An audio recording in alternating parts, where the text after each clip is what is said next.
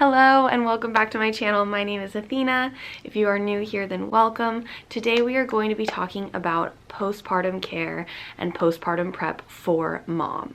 Postpartum can be a very scary and overwhelming time for women, especially because we're marketed so much shit that we really just don't need. I think it's super important to note that even though postpartum can be an intense time, it can also be the most magical and beautiful experience of your life. In this video, I'm going to keep it simple and talk about what you actually need for postpartum. I have two separate videos, one covering breastfeeding and another covering newborn specifically.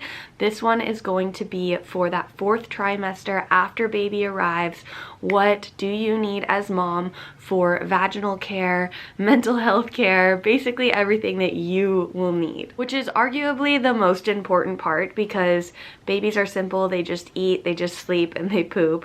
And really what they need is a loving, stable caregiver. So nurturing your health during this time is probably the best thing that you can do for your little one. First things first, and I always suggest adding this to your registry, comfy clothes, breastfeeding friendly PJ sets. I'm literally wearing one right now.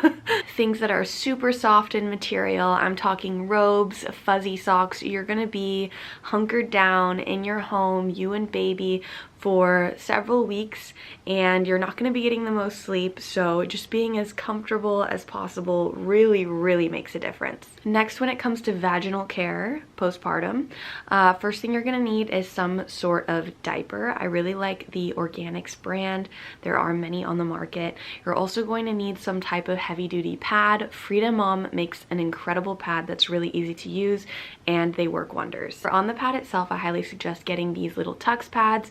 Typically they give you some in the hospital or your midwifery, but they are incredible. They're healing, a little bit of a cooling sensation, but it's not too intense, and it's really nice to just line the inside of the pad with like 3, 4, 5 of them every time you switch it out. Now, these next two things are entirely necessary, but they are things that I found to be extremely helpful during my first postpartum that I had with my firstborn, and I will be using them again for my next. The first is going to be this herbal spray.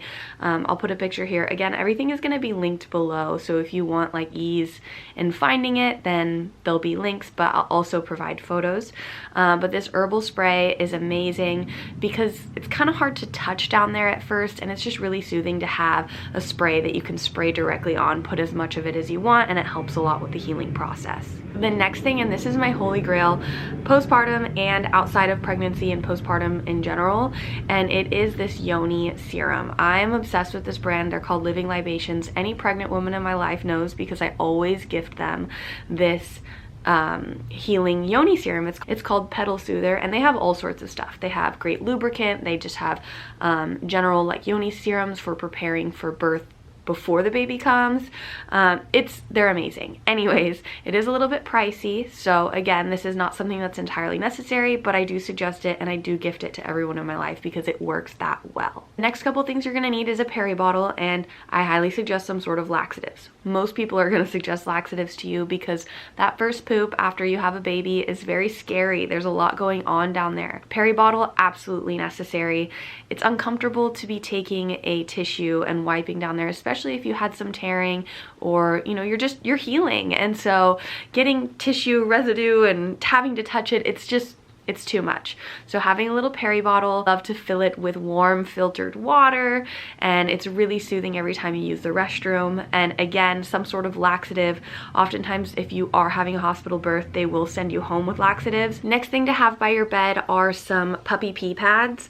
Sometimes it can be a lot constantly wearing like a diaper and a pad and doing all this stuff, and it's nice to just air it out. It's great for the healing process, it's great for mom, it feels amazing, but there is going to be some bleeding going on postpartum, so it's nice to have just a pack of those little puppy pee pads. Keep them by your bed so that if you're ever feeling like, you know what, I need to just have a break from this whole routine, lay down on your bed, take a nap, feed your baby, do whatever you have to do, watch a Netflix show without the concern of mess. Now, when it comes to nourishing your body, high protein foods, warm soups, stews, things that are very comforting on the body.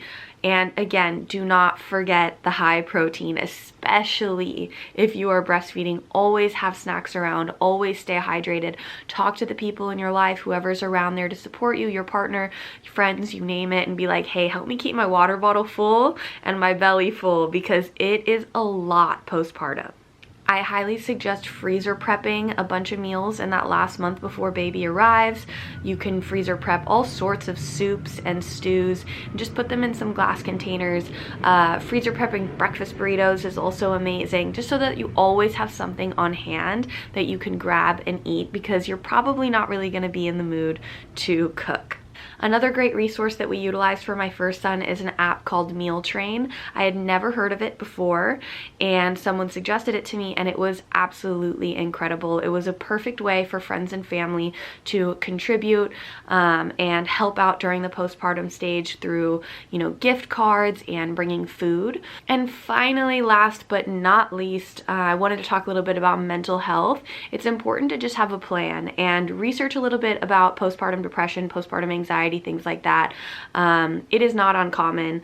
Our hormones go up so much in the final stage of the third trimester, and then within 3 days after the baby is born, they go right back down, and it can be a very intense experience. We hear about baby blues, things like that.